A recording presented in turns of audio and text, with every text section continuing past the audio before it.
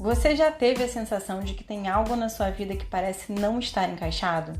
Você sabe o que você quer, sabe o que você precisa fazer e o que você precisa deixar de fazer para alcançar o que você deseja, mas por alguma razão você simplesmente não consegue agir? Ou talvez você nem tenha tanta clareza assim, só percebe que parece que na sua vida você sempre dá um passo para frente e dois para trás? Pois eu quero te dizer que você não está sozinha nessa e que a razão de tudo isso é a autossabotagem. Você também pode chamar isso de boicote, encalacre ou treta. Fique à vontade e escolha o termo que você quiser. Eu sou Patrícia Mello e eu sou a desfazedora das tretas. E quero te dar as boas-vindas ao podcast Diga-me tua treta e te direi quem és. Você me conta a tua treta e eu te conto qual o comportamento e qual o padrão de pensamento sabotador que está por trás disso. Bora lá? E a treta de hoje é: eu disse que eu ia fazer e não fiz. E agora, Patrícia? Eu aqui pergunto a você: e agora, José? O que isso quer te ensinar, hein? No episódio 4, nós falamos sobre procrastinação. E se você não ouviu, eu sugiro que você dê o play nesse episódio depois. A procrastinação pode contribuir muito para essa treta do eu disse que eu ia fazer e não fiz. Pelo simples fato de que, quando a gente se enrola e se embola no cronograma, chances são que a tarefa não vai ser concluída. Mas hoje eu quero explorar uma diferente camada desse não fazer. Vamos lá? Para ilustrar tudo isso, eu quero te contar o que aconteceu comigo recentemente. Se você acompanha esse podcast semanal, deve ter estranhado o fato de que eu não publiquei um episódio novo na última semana. E antes que você me critique por eu estar assumindo publicamente que falhei na minha promessa e na minha constância, eu te convido a reconhecer o quanto de coragem há nisso.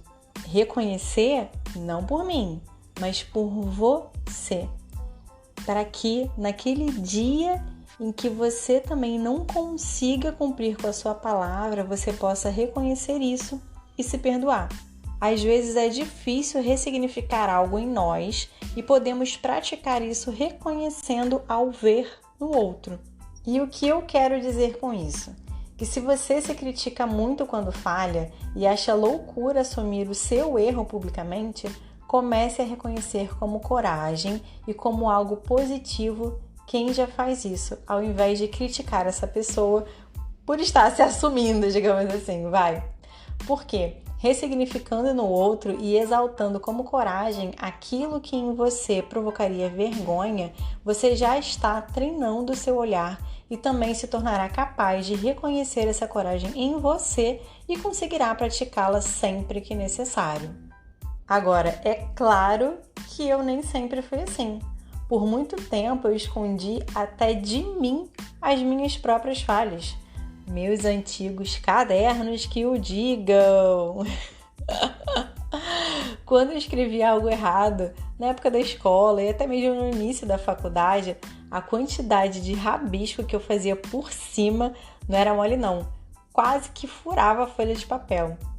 Ninguém, nem mesmo eu, poderia ser capaz de enxergar o erro ao bater o olho ali. Eu não sabia, mas isso demonstrava a minha tendência a buscar a perfeição e a minha frustração diante do erro. Foi só quando eu me debrucei no universo do desenvolvimento humano, da personalidade, que eu descobri o quanto que a nossa própria escrita revela sobre nós. E no que diz respeito a não cumprir com aquilo que se diz, para mim, isso pode gerar crises profundas que são alimentadas pelos pensamentos sabotadores. Principalmente o crítico, aquele dono da verdade, ou a dona frustrenga, como você pode acompanhar lá no Instagram. Você sabe que esse é o nome que eu dou para o meu sabotador crítico, para minha voz crítica interior. Essas crises não surgem tanto quando a outra pessoa não cumpre com o que prometeu e me deixa na mão. Antes era treta na certa, mas hoje eu já consigo ver que eu não tenho controle nenhum sobre isso e consigo ser mais flexível. Agora, quando sou eu quem não cumpre, vixe, ainda é um desafio ficar de boas.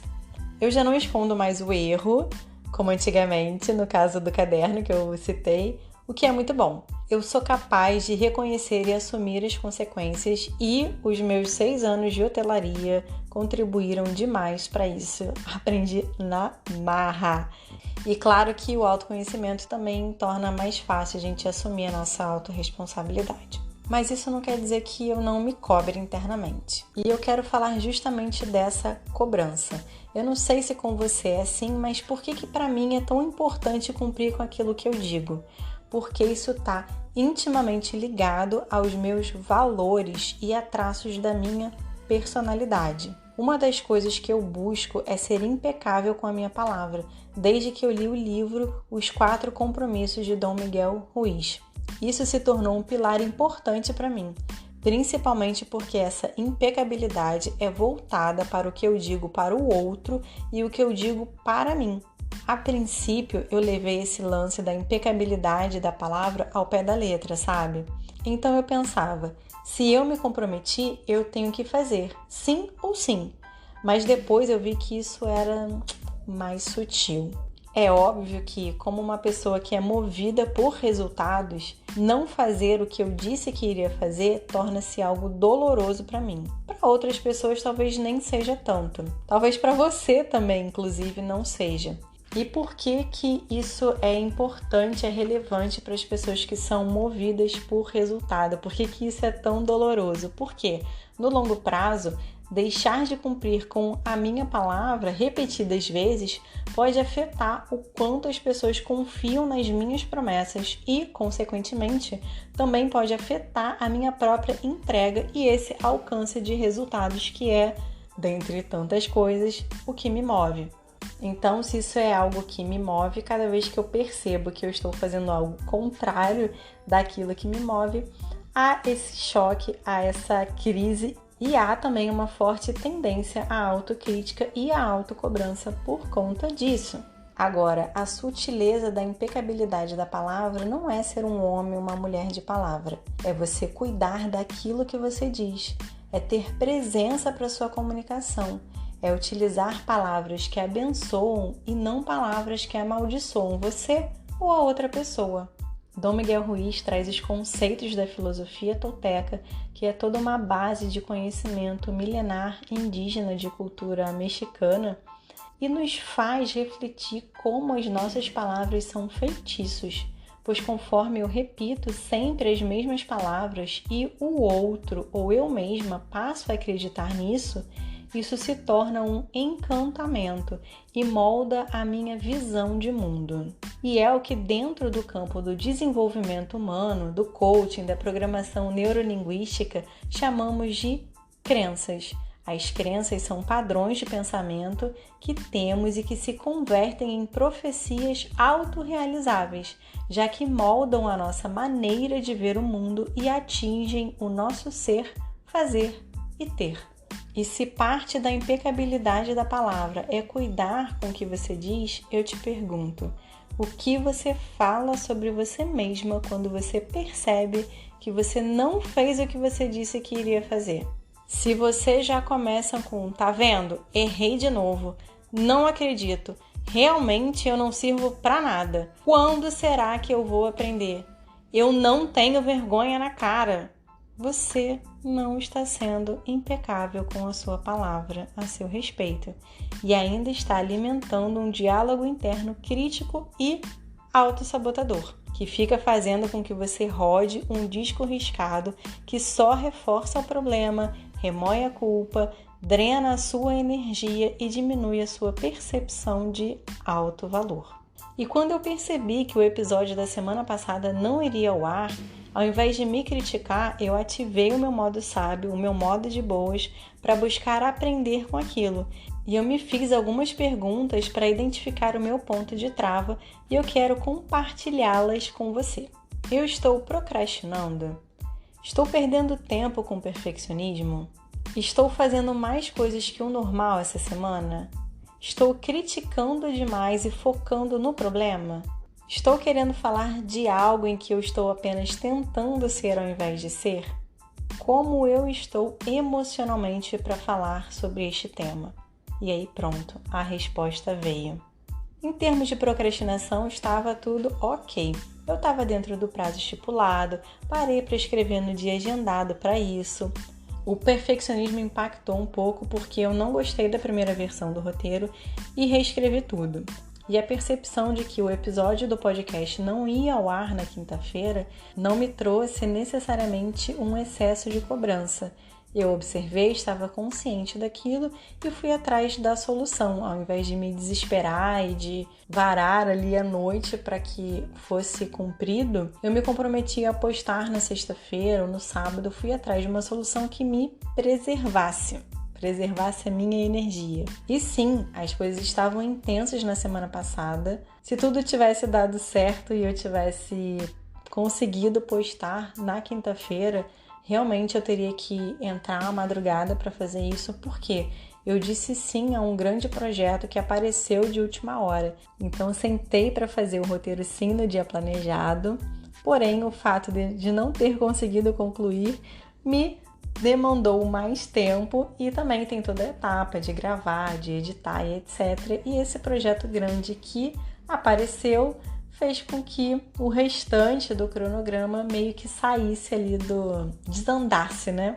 E por que, Patrícia, você disse sim a esse projeto grande aí que apareceu de última hora? Bom, porque era uma pecinha do quebra-cabeça da minha vida. Era algo que eu buscava fazia tempo. E diante daquela oportunidade, ainda que de última hora, eu não tinha como recusar. E não se tratava de um tema, de algo, né? O assunto do podcast da semana passada, que não aconteceu, não se tratava de algo que eu estava tentando ser. Eu tinha integridade interior para falar do tema escolhido. Não estava me sentindo uma impostora, sabe? Porém, emocionalmente isso poderia me custar. E foi apenas quando eu entendi isso que soltei o tema e soltei a obrigação de publicar o episódio. Sabe? Nem sempre se trata da sua incapacidade de realizar ou da sua incapacidade de ser constante, como a voz crítica interior quer nos convencer de que essa é a verdade sobre nós. Às vezes é apenas o seu inconsciente, seu sistema te protegendo de um movimento que vai trazer uma oposição com a qual você ainda não está preparada para lidar. É como se você soubesse que na sua alma aquilo vai te custar demais. Então, eu deixei o assunto e a observação da minha autoproteção atuando em mim. E assim consegui silenciar a minha voz crítica e a autocobrança em fazer só porque o compromisso é semanal, só porque eu escolhi ser literal com a minha palavra. A gente tem a liberdade de mudar de opinião, de mudar os nossos termos, desde que isso represente um movimento de amor e de acolhimento. E trazer isso para minha consciência me traz muita paz. Por quê? Porque isso me permite ser flexível comigo mesma, empática comigo mesma, me acolher nos meus pontos de travas e de falhas, me conecta com a perspectiva do sábio que decide olhar para o aprendizado oculto em cada uma das situações. Tudo é uma dádiva, sabe? No campo dos negócios e do posicionamento nas redes sociais, é extremamente importante ser constante e é recomendado entrar em polêmicas dentro da sua área de atuação. Porém, esse pode ser um movimento um tanto quanto perigoso. Por quê? Porque nenhuma estratégia externa é tão assertiva quanto a estratégia de olhar para dentro. E eu me despeço com a seguinte pergunta: para onde você está existindo? Para fora ou para dentro de você? Eu vou ficando por aqui e a gente se vê na próxima quinta-feira às 19 horas em mais um episódio do podcast Diga-me a tua treta que te direi quem és. Tchau!